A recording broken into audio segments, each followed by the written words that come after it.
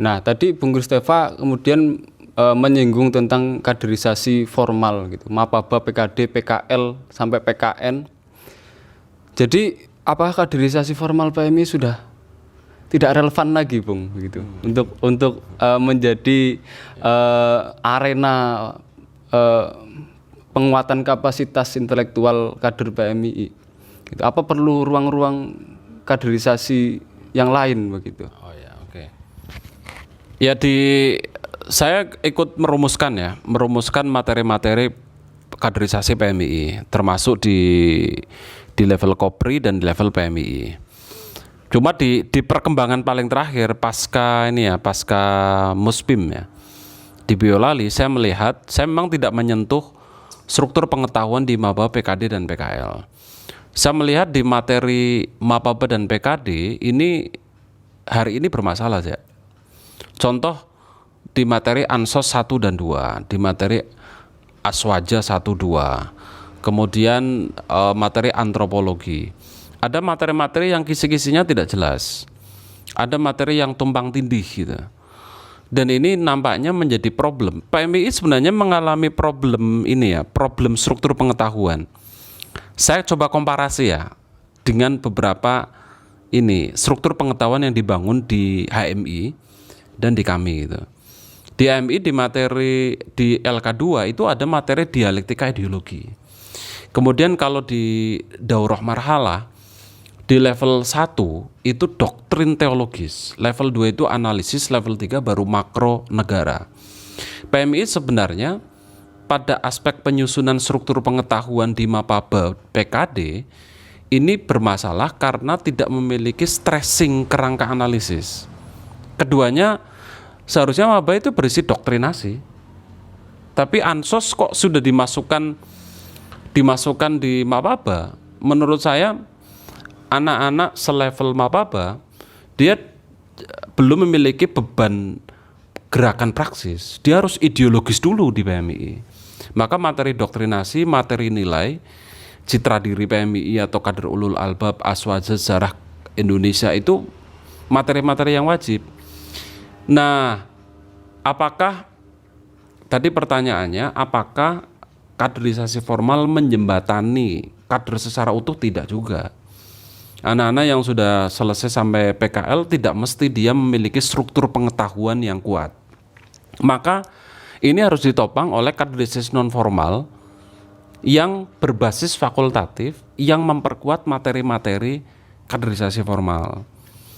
Yang menurut saya tidak match, misalnya anak-anak pasca mabes diberi ruang pengembangan minat bakat. Ada entrepreneur, ada ini nggak nyambung gitu loh. PMI sekali lagi bukan pengembangan minat bakat. Kalau minat bakat itu di UKM kampus. PMI adalah ruang itu ya, kaderisasinya berisi ruang doktrinasi nilai secara ideologis. Maka saya menginisiasi pelatihan basis, menginisiasi sekolah Marxis, menginisiasi sekolah pendidikan kritis, sekolah filsafat dalam rangka memperkuat struktur pengetahuan kader itu. Nah, ini yang saya pikir memang harus ada sinergi ya, kaderisasi formal dan non formal. Tapi kalau saya analisis lagi, apakah kaderisasi formal mampu menjembatani kader intelektual? Tidak, kan saya katakan tidak. Maka sebenarnya posisi individu itulah, apakah dia akan matang secara intelektual atau tidak. Memang organisasi memberikan ruang loh. Tergantung organisasinya sehat atau tidak, ya kan? Kalau sehat berarti produktif, kadernya terdidik kan. Kalau sudah nggak produktif, itu ya, kadernya nggak terdidik, ditambah lagi ruang-ruang kulturalnya tidak ada kajian-kajian, maka tidak mungkin kader ini menjadi matang secara intelektual dan ideologis. Maka perlu syaratnya organisasinya sehat, kaderisasi formal non formal berjalan dengan baik, diskursus intelektual berbagai disiplin berjalan dengan baik. Kemudian PMI-nya tidak terkooptasi oleh senior, ya kan? Banyak sekali kan PMI yang terkooptasi oleh seniornya sendiri. PMI harus punya independensi dan sikap kritis terhadap seniornya. Saya kira itu individu. Jawabannya mungkin saya membaca diri saya sendiri. Ketika organisasi tidak sehat tapi kita bisa menciptakan ruang diskusi, kan kembalinya ke individu. Apakah individu itu konsisten, kemudian dia telaten, dia tangguh membaca, dia sangat produktif menciptakan ruang intelektual, dialah yang akan masuk strata intelektualnya. Ya silakan sahabat-sahabat harus mampu beradaptasi dengan dinamika organisasi di masing-masing daerah sih menurut saya. Kalau saya kembalikan kepada dua aspek tentang apakah yang menyebabkan kader itu terdidik atau tidak. Pertama, perlu diciptakan dinamika organisasi yang sehat. Kaderisasi berjalan dengan baik, sinergis, punya jejaring, punya gerakan prodem, ditopang oleh senior-senior yang mendampingi secara intelektual. Kemudian secara individu dia kuat dan konsisten. Apa yang menyebabkan PMII tidak memproduksi kader-kader yang ideologis, yang punya disiplin dan solidaritas?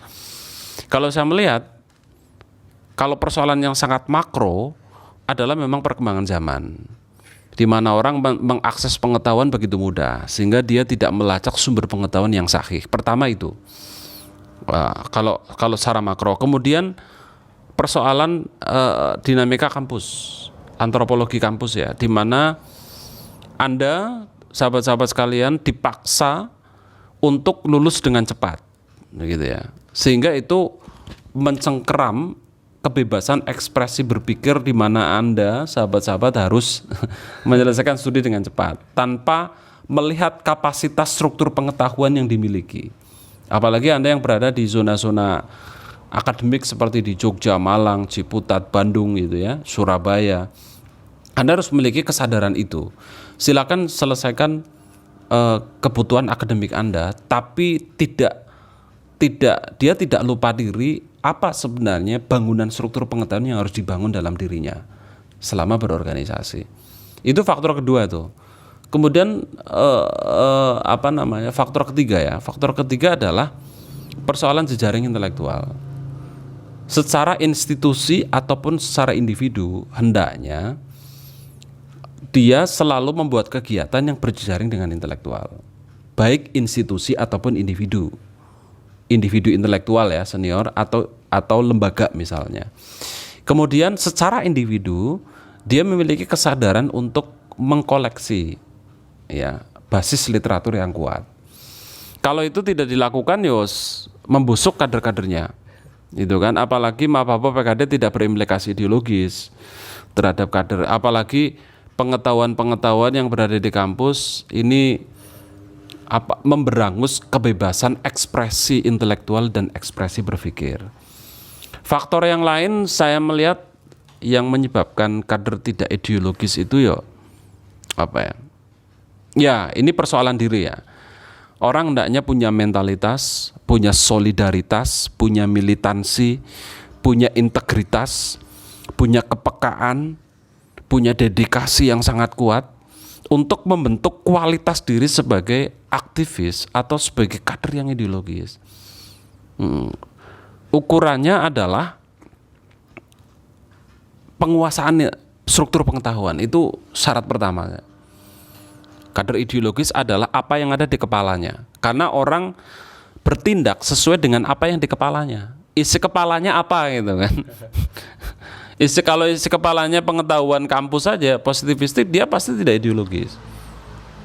Syaratnya adalah itu. Kemudian yang kedua, dia berusaha untuk menciptakan satu arus intelektual dan bersinergi, berusaha mempraksiskan pengetahuan itu. Misalnya kalau Anda di contoh konkret ya, ini kader-kader nasional ini. Kalau Anda di Fakultas Pertanian, kalau hanya kuliah, pasti Anda nanti pengennya di birokrasi. Tidak pernah belajar tentang kapitalisme, advokasi, land reform, sistem pertanian organik. Pengetahuannya sangat positifistik. Artinya mahasiswa Fakultas Pertanian harus belajar Marxis, kapitalisme, kemudian revolusi hijau, revolusi biru, kemudian sistem pertanian organik, dan berjejaring dengan para buruh petani. Contoh lagi, mahasiswa yang ada di hukum. Ketika dia belajar hukum, keilmuan hukumnya ketika di kampus seringkali positivistik, ilmu hanya untuk ilmu. Dia tidak bergabung dengan LBH, tidak berjejaring dengan basis gerakan, maka keilmuan hukumnya tidak berfungsi melakukan supremasi keadilan. Contoh lagi, mungkin anak-anak teknik contoh ya. Dia menguasai teknologi sipil ya, membangun jembatan, tapi apakah dia berpikir kenapa di desa tidak ada jembatan, bahwa di situ ada ketidakadilan kebijakan? Tidak mungkin dia punya cara pandang itu kalau dia tidak belajar tentang teori civil society, kapitalisme, studi kebijakan, begitu. Contoh lagi, mungkin kalau bisa jurusannya apa? Pendidikan. Nah, pendidikan contoh ya. Saya juga pendidikan nih.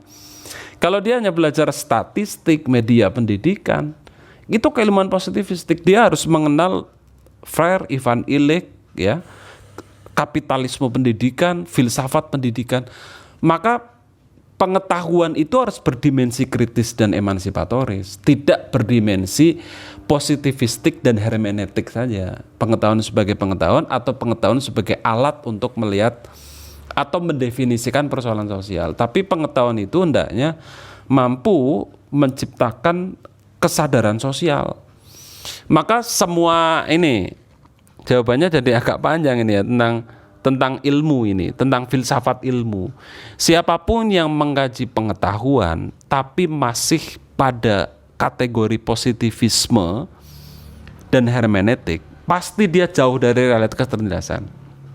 Artinya dia harus mendekati semua disiplin pengetahuan Anda, entah itu ilmu fisika, kedokteran, hukum, sipil, dirosah Islamiyah, pedagogi, kemudian sosiologi, humaniora, semuanya harus didekati dengan filsafat dan sosial.